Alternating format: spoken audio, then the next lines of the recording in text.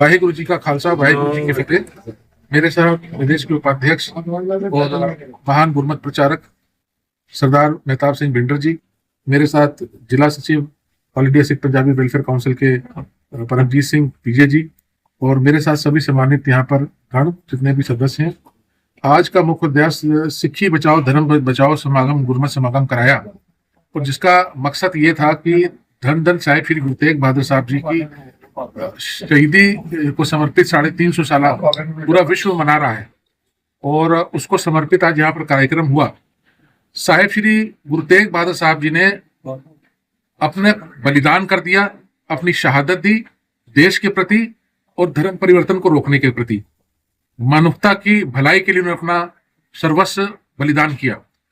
साहिब श्री गुरु गोविंद सिंह पिता महाराज जी ने अपने 4 साहबजादों को, 4 फर्जंदों को जो है बलिदान के लिए अग्रसर किया, और धर्म परिवर्तन के विरुद्ध, मानवता को सुदृढ़ करने हेतु, राष्ट्र को सशक्त करने हेतु उन्होंने अपना बलिदान दिया। उसी तरह गुरु गोविंद सिंह की माता जी ने भी अपना बलिदान दिया।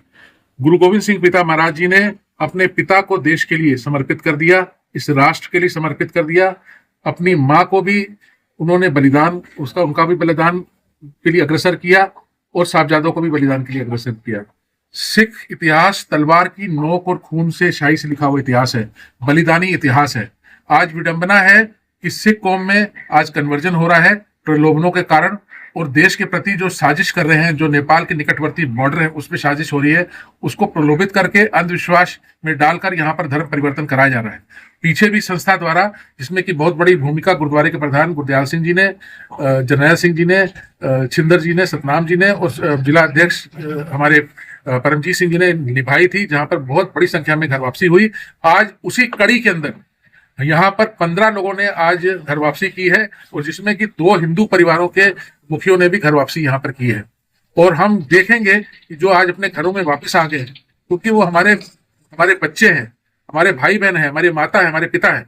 अगर वो भूले भटके बाहर चले गए और हमारे घर में वापस आ गए हैं, तो आगे से उनको किसी प्रकार की शिकायत ना हो, उनकी हर सुविधाओं का ध्यान रखा जाए, स्वास्थ्य का ध्यान रखा जाए, शिक्षा का ध्यान रखा जाए। इस क्षेत्र में सरकार की मदद से इसको सुदृढ़ किया जाए। माननीय योगी आदित्यनाथ जी के हम आभारी हैं, उस सरकार के आभारी हैं, पीलीभीत प्रशासन के आभारी हैं, जिन्होंने हमारा पूरा साथ दिया। और यहाँ पर जो अनैतिक कार्य चल रहे थे, जो अवैध यहाँ पर धर्म प्रचार चल रहा था, अवैध चर्चे चल रही थी, उनको बंद करने का बहुत बड़ा कार्य किया। आज जो धर्मांतरण में जो लोग घर वापसी हुए हैं, कितनों की संख्या होगी? 15 लोगों की घर वापसी हुई है, और जिनकी हमने यहाँ पर कहानी देखी है तो बहुत ही मार्मिक कहानी है जी। उनको किस तरीके अंधविश्वास में लिप्त करके उनका धर्मांतरण किया गया, किस तरह उनको बेवकूफ बना के धर्मांतरण किया गया। और आज आपके चैनल के माध्यम से हम प्रदेश के यशस्वी मुख्यमंत्री योगी आदित्यनाथ जी से आज हम बात कहना चाहते हैं, और ज्ञापन भी हम जल्दी ही मिलकर उनको देंगे, जिसमें हम ये चाहते हैं कि यूपी के अंदर जो धर्मांतरण का जो एक्ट है, जो कानून है, जो उसको सशक्त करने का कार्य किया जाए। हमारी मांग है कि 7 साल से लेकर 10 साल तक की सजा हो, जो कि प्रलोभन द्वारा, अंधविश्वास द्वारा, जबरन तरीके से और तरीकों से लालच कर दिखा के अगर किसी को डरा धमका के धर्म परिवर्तित करते हैं तो 7 साल से 10 साल की सजा हो। दूसरा, कई जगह देखा गया है कि यौन शोषण, जिसमें कि अंधविश्वास लिप्त होता है, हमारी बच्चियां, हमारी बहनें, उनका वो शोषण करते हैं। अगर ऐसा पाया जाए तो उनको कैपिटल पनिशमेंट दी जाए, यानी कि मृत्यु दंड दिया जाए या कारावास दिया जाए। तीसरी बात यह है कि यहाँ पर ड्रग्स के जरिए यहाँ पर पैसा आता है जो धर्म परिवर्तन के लिए यूज हो रहा है, ड्रग्स को रोका जाए। चौथा, एनजीओ जो है, कुछ ऐसे एनजीओ हैं देश के अंदर जो कि बाहर से गवर्नड है, और यहाँ पर अरबों रुपया आता है उत्तर प्रदेश में धर्मांतरण के लिए, अवैध तरीके से पूजा पद्धति को सुदृढ़ करने के लिए, उसको रोकने का कार्य किया जाए। एनजीओ के ऊपर नजर रखी जाए, जो फॉरेन फंडिंग आ रही है उस पर नजर दी जाए।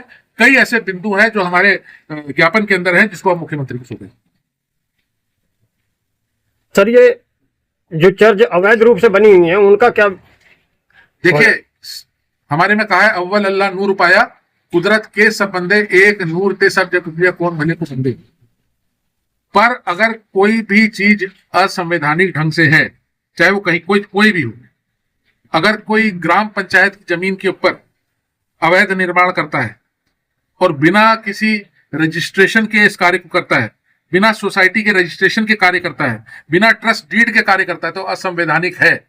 और ऐसा होने वाले असंवैधानिक पूजा पद्धतियों को उस पर हम जरूर अपनी आवाज उठाएंगे और वो शांतिपूर्ण उठाएंगे, और ये हमारा हक है। संविधान का एक्ट 25(2) ये कहता है कि अगर किसी तरीके का ऐसा विवश करके धर्मांतरण कराया जाए तो उसको सरकार सख्ती से निपटे। हम चाहते हैं कि कॉन्स्टिट्यूशनली संविधान के आधार पे गवर्नमेंट को, केंद्र सरकार को भी इस पे एक्शन लेना चाहिए।